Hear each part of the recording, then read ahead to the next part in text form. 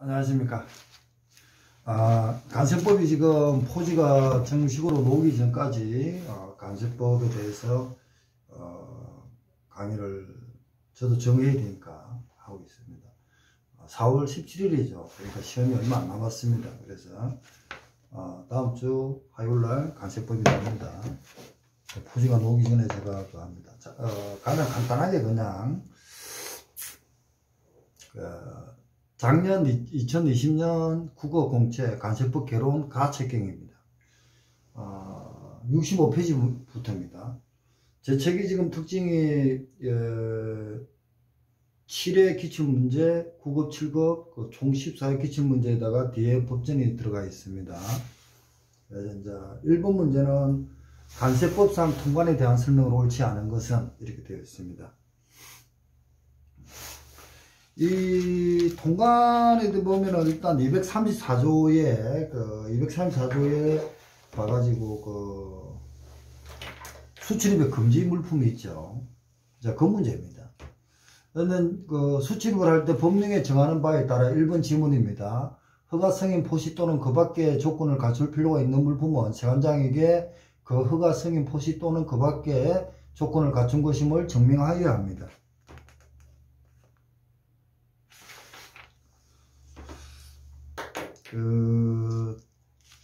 그러니까 통관을 할 때 세관에서 어떻게 할 거냐 이제 이런 개념이거든요. 그러면은 234조의 수출입의 금지 물품을 봐야 되고요.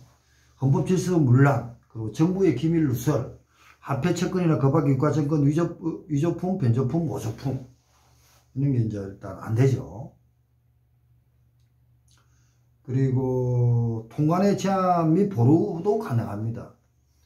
일단 우리가 지금 수입이나 수출을 할 때 FTA라든지 WTO에 따른 FTA와 관계돼 가지고 가장 민감하게 고민되는 것이 뭐냐면 원산지 포시입니다. 근데 허위 포시가 될 때는 보완해라고 통관을 제한할 수도 있고요. 보완할 때까지는 보수 작업을 할 때까지는 못하는 거죠. 상표권 위반이라든지 이런 거 있을 때는 못합니다.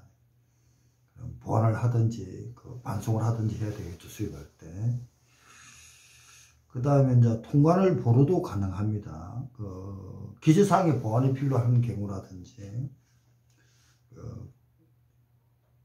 제출 서류가 이제 보완이 필요하다든지 등등 해가지고 또 안전적 검사를 한다든지 보완도 가능합니다. 이게 통관의 제한 보루입니다. 그 문제가 일본 가책경의 1번 문제입니다. 세관장은 다른 법령에 따라 수입 후 특정한 용도로 사용하여야 하는 등의 업무가 부과되어 있는 물품에 대하여는 문서로서 해당 업무를 이행할 것을 요구할 수 있습니다. 헌법 질서를 물란하게 하거나 공공의 안정질서 또는 풍속을 해치는 서적, 간행물, 도화, 영화, 음반, 비디오물, 조각물 또는 그 밖에 이에 준하는 물품은 수출하거나 수입할 수 없다. 이게 이제 234조 의 1항이죠. 2항은요. 정부의 기밀을 누설하거나 첩활동을 사용하는 물품도 안됩니다. 화폐 채권이나 그 밖의 유가증권의 위조품, 변조품 또는 모조품도 안됩니다. 그 문제가 있고요. 간세법에 따른 의무사항을 위반할 우려가 있는 물품은 수출하거나 수입할 수 없다. 의무사항을 위반이 될지 안 될지는 모릅니다. 우려가 있다 그러면은 미리 간세사 등에 요청을 해서 이게 과연 우리 수입 물품으로 가능한가 아닌가 이런 등에 대한 고민을 또 해봐야 됩니다. 그리고 이제 수출이 금지 물품을 수입하거나 수출한 자는 7년 이하의 징역 또는 7천만 원 이하의 벌금을 받습니다. 그리고 우려만 있다 이런 것만으로는 자본주의에서 너무 가하다. 그래서 진짜 의무사항 위반이 될지 안 될지는 수입 우리 간세선을 통과해 가지고 세관에 수입 신고를 한다든지 수출 신고를 할 때 그때 기준을 잡습니다. 그런 시각으로 보시면 되겠고요. 하여튼 올해는 간세식 공부하시는 후배님들 시험 합격하시기 바랍니다. 그 다음 2번입니다. 다음은 관세법 229조에 따라 원산지를 결정할 때 해당 물품이 원산지가 아닌 국가를 경유하고 우리나라에 운송 반입된 물품인 경우에도 우리나라에 직접 그러니까 직접 반입한 것으로 보는 경우이다. 기업과 들어갈 내용으로 옳은 것은 시행구칙 76조 직접 운송 원칙입니다. 밑에 해석을 바로 들어가 보겠습니다. 해당 물품이 원산지가 아닌 국가를 경유하지 아니하고 직접 우리나라에 운송 반입된 물품인 경우에만 그 원산지를 인정한다. 다음 예외적으로 다음 각호의 어느 하나에 해당하는 물품인 경우에는 우리나라에 직접 반입한 것으로 본다. 이 얘기하는 겁니다. 다음 각목의 요건을 모두 충족한 물건일 걸. 그래서 이제 답은 모두가 들어가야 됩니다. 지리적 또는 운수상의 이유로 단순 경유한 것. 원산지가 아닌 국가에서 관세 당국의 통제하에 보제 구역에 장치된 것. 원산지가 아닌 국가에서 하역, 재선적 또는 그 밖의 정상 상태를 유지하기 위하여 요구되는 작업 외에 추가적인 작업을 하지 아니한 것. 박람회 전시에 및 그 밖에 준하는 행사에 전시하기 위하여 원산지가 아닌 국가로 수출되어 해당 국가 관세 당국의 통제하에 전시 물품에 사용된 후 우리나라로 수출된 물품일걸. 이런 내용들을 먼저 해가지고 하면은 답은 3번입니다. 자, 이게 이제 시행구칙까지 놓았다. 이런 생각을 좀 해가지고 고민을 해봐야 됩니다. 직접 운송 원칙. 이게 지금 수입을 했을 때 원산지의 혜택을 받기 위해서 원산지가 된다 그러면은 FTA에 따라서 관세가 거의 면제가 되죠. 그러니까 굉장히 민감합니다. 그리고 이제 우리가 이제 한국에서 항공이라든지 비행기로 보내더라도 저 몽골 같은 데는 비행기가 아닌 배로 간다면은 어디 뭐 홍콩이나 어디 경유했다가 홍콩에서 다시 들어가야겠죠. 그리고 나서 또 뭐 육지로 간다든지 이런 때는 통과하는 어떤 그런 요건이 필요하다. 그러니까 지리적 운수상 이유로 단순 경유하는 겁니다. 그런 내용이 들어가 있고요. 관세법 225조에 따라 시행구칙 76조입니다. 229조. 그러니까 문제를 보면요, 이 3번이 좀 복잡하게 내놨잖아, 그죠? 그러니까 시험장에 가가지고 복잡한 걸 가지고 먼저 풀지 마시고 복잡한 거는 나중에 문제 풀 때 제껴놓고 풀어야 됩니다. 왜냐면 3번도 복잡하게 막 정신없게 만들었잖아요. 그러니까 1, 2, 3 중에서 2번, 3번, 그러니까 1번도 지금 아리까리하거든요. 위반할 우려, 이런 생각, 그러니까 지금 행법에서 예비죄가 적용되는 게 몇 개가 있습니다. 그거 말고는 예비죄가 없다는 거죠. 행법 얘기하시면 미안합니다. 그러니까 1번, 2번, 1, 2, 3에서 시간을 보냅니다. 그런데 4번, 5번, 6번은 좀 무자부터 간단한 문제잖아요. 그러니까 시험장에 가가지고 처음에 1, 2, 3에서 헤매면 안 된다는 겁니다. 그걸 좀 말씀을 드리고 싶고요. 자, 관세법 30조의 3번 문제입니다.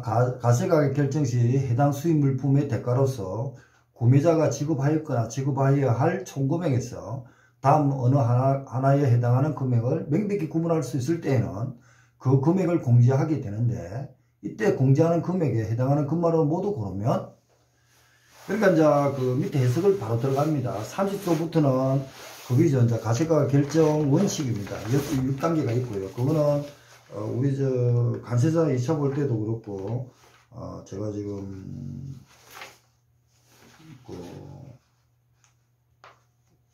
제가 다시 공직에 들어갔을 때도 굉장히 민감하게 공부를 한 곳입니다. 가세가격 결정 원칙은 30조부터 되어 있죠. 동종 동질 물품의 거래 가격을 기초로 한 가세가격 결정. 요 시해집니다. 동유 유사물품의 거래 가격을 기초로 한 가세가격 결정. 국내 판매 가격을 기초로 한 가세가격 결정. 산정 가격을 기초로 한 가세가격 결정. 합리적 기준에 따른 가세가격 결정. 30조부터 35조까지 쭉 되어 있습니다. 그리고 나서 36조는 가세가격 결정 방법 등의 통보, 37조 사전심사, 37조 2에는 가세가격 결정 방법과 국세의 정상가격 산출 방법의 사전 조정, 37조 3은 관세의 부과 등에 위한 정보 제공. 37조 4는 특수관계자 수입물품 가시가격 결정자료 제출. 이렇게 되어 있거든요. 그리고 부가의 징수.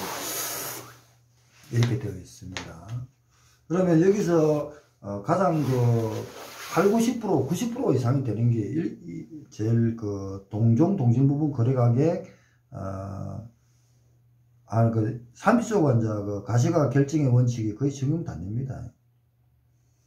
그러니까 30조를 정확하게 하고 있는데 거기서 이제 해당 수입물품 수입 후 전매, 처분, 사용하여 생긴 수익금액 중 판매자의 직접 또는 간접으로 기소되는 금액은 가산노소에 해당한다. 이제 이런 식으로 이제 정리가 되어 있거든요. 그래서 공제하는 금액,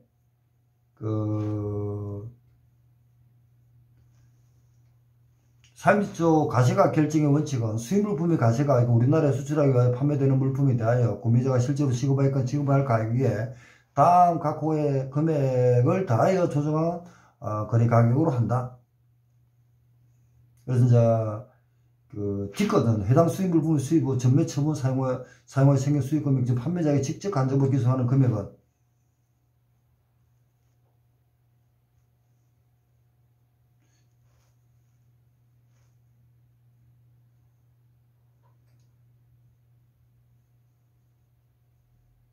지금 여기는 해석에는 이제 가산 요소에 대하여 조정한 가격으로 한다. 자, 공제에 대해서는 좀 구분을 별로 구분을 좀 같이 하셔야겠습니다. 제가 지금 보완할 때도 보완을 하겠습니다. 저도 제 책이지만 정하는데 좀 필요합니다. 책을 쓴 거하고 강의하는 데는 또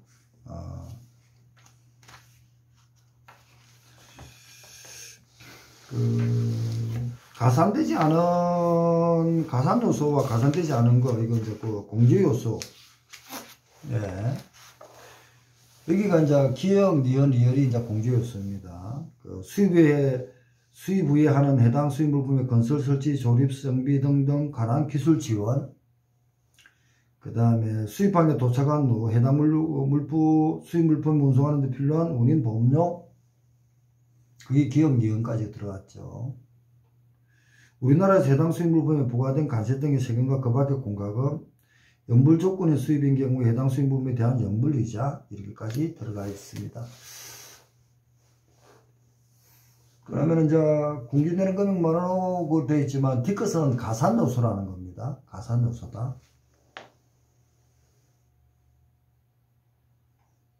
네, 그래서 이렇게 됐고. 3번이 지금 까지도 지금 공제 요소까지도 지금 구분을 좀 하자, 이런 시각에서 가산 요소와 공제 요소를 구분해야 됩니다. 저는 제 책 이론서 보면서 같이 하는 겁니다. 그 다음에 이제 4번입니다.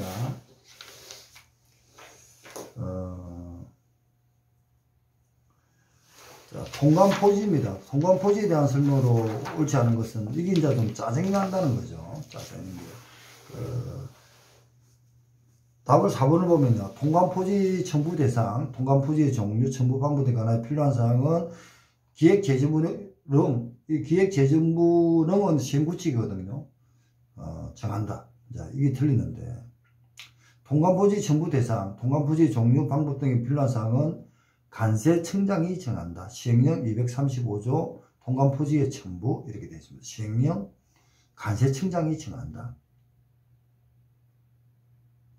그래서 이제 이런 문제는 법 228조와 같이 이제 구분해가지고 봐야 됩니다. 1번, 세관장은 관세 보전을 위하여 필요하다고 인정한 때는 대통령으로 정하는 바에 따라 수입하는 물품의 통관포지를 첨부할 것을 명할 수 있다. 세관장은 법에 의하여 관세를 감면 또는 용도 세율로 적용해 받은 물품에 대하여 관세 보전을 위하여 관세법 228조 구정에 통관포지 첨부를 명할 수 있다. 228조. 세관장은 부정 수입 물품과 구별하기 위하여 관세청장이 지정하는 물품에 대해 관세 보전을 위하여 관세법 228조의 구정에 의한 통관포지를 첨부를 명할 수 있다. 통관포지 첨부 대상 등등등은 그 관세청장이 정한다. 이렇게 되어 있습니다. 그래서 그 통관포지는 또 그 사이드 쪽이니까 같이 또 이렇게 신경을 써서 또 보셔야 됩니다. 제가 지금 저도 이제 정하는 입장이니까 저도 제 책이라도 정하는데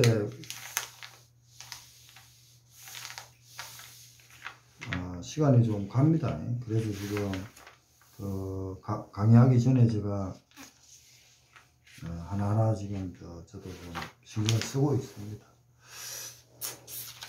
그러니까 이런 그 사법 문제가 나오면은 다 봤는데 모르겠다 그러면은 대통령령인가, 기획재정부령인가, 관세청장인가, 세관장인가 이런 고민을 좀 해봐야겠습니다.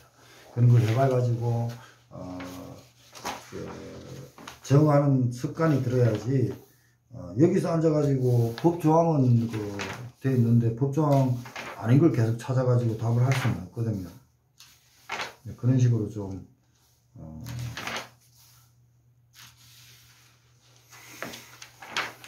저도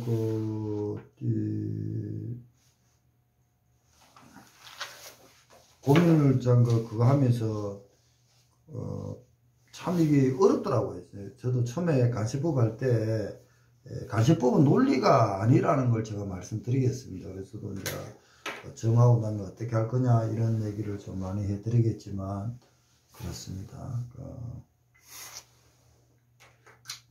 일단 228조를 가지고 고민을 좀 해봐야 됩니다.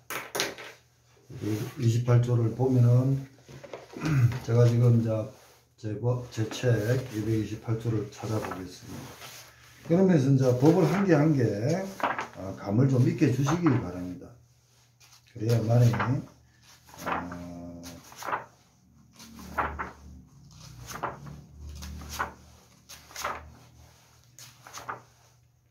그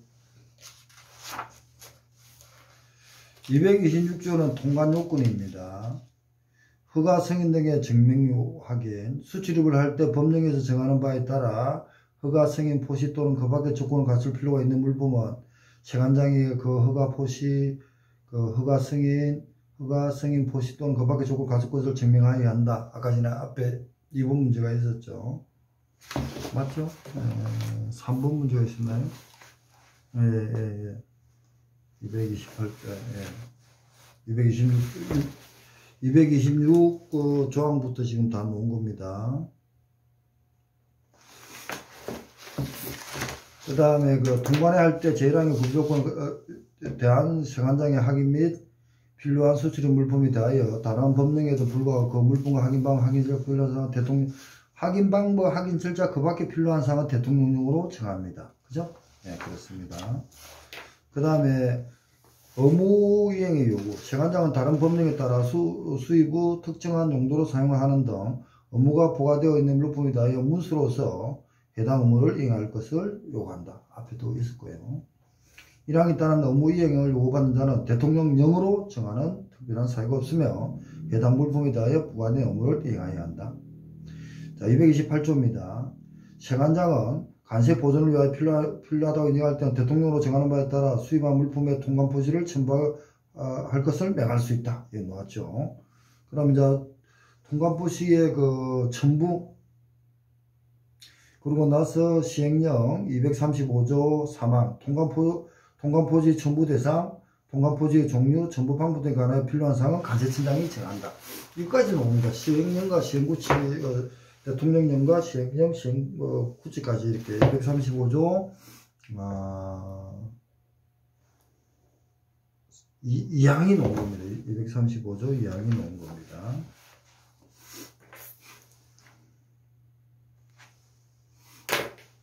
여기는 이제 저거 시행령, 영을 시행령 이렇게 놨습니다. 0, 2호 이렇게 되어 있고요. 그리고 통관포시 첨부 대상, 포시의 종류, 첨부 방법에 관해서는 필요한 것은 관세청장이 정한다. 이게 다 시행령 235조 2항입니다. 나머지들은 다 대통령령으로 정한다. 대통령령으로 정한다. 관세법에서는 대통령령으로 정한다. 이렇게 해놨고요. 시행령에서는 관세청장이 정한다. 이런 시각으로 가야 됩니다. 그 다음에 5번입니다. 관세법령상 설명으로 옳은 것은 수입신고 수리 전 반출 승인을 받아 반출된 물품은 외국물품이다. 수입신고 수리 전 반출 승인을 받았으면 내국물품이 되는 거죠. 지식재산권의 거래에 관련된 계약서 또는 이에 가름하는 서류는 해당 신고에 대한 수리로부터 5년간 보관합니다. 지식재산권 같은 건요, 5년간입니다. 납세 고지사항을 공시한 때에는 공시로부터 14일이 지나면 관세의 납세 의무자에게 납세 고지서가 송달된 것으로 보인다. 14일입니다. 수입물품에 대하여 세관장이 부가 징수하는 담배 소비세는 내국세이며 이에 대한 담보 제공 요구 등에 관하여 관세법 중 관세에 대한 담보 관련 규정이 적용된다. 예. 이렇게 되었습니다. 자, 이렇게 해서 관세법 이해를 마치고요. 1번에서 5번까지 지금 했습니다.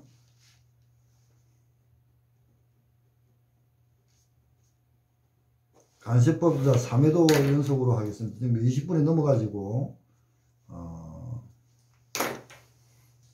너무 하면은 또 이렇게 카톡이 잘 안 올라갑니다. 예. 이렇게 해서 관세법 이해를 마치겠습니다.